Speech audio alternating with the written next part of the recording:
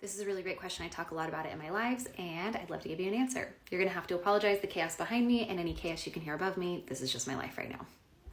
So being trauma-informed means I have special training to make sure that in sessions when we work together that you are avoiding being re-triggered or re-traumatized in any way.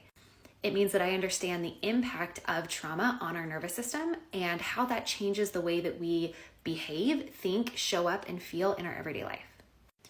Being a trauma-informed practitioner means that I can recognize when you're sharing an experience when you leave the room. A lot of times, if that traumatic experience has not been integrated into our life, when we talk about the details of that experience, we are actually re-experiencing that, and it can deepen the traumatic imprint on our nervous system. Sometimes sharing some of those details can be helpful for context or for a client to feel particularly witnessed. It's my job as a trauma-informed practitioner to make sure that we do regulating work together, that as they share those details that they have decided are important to share, I can recognize the subtle nuances of when they leave the room, when they stop being present with me in the moment, telling me a story, and start to re-experience that story. Being trauma-informed means I am up to date on the latest trauma and neuroscience research, which means that I know that you don't actually have to share with me the details of your trauma to heal your trauma. You don't actually have to remember your trauma to heal it. Remembering and recovery are completely different. Being trauma-informed means I change the question from what's wrong with you to what happened to you.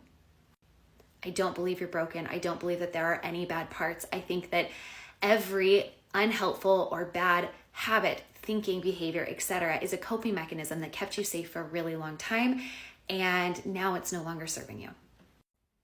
We operate from a lens of helping that client learn what helps them to feel safe. And most of the time, I would say all of the time, being a trauma-informed practitioner should also include an element of psychoeducation.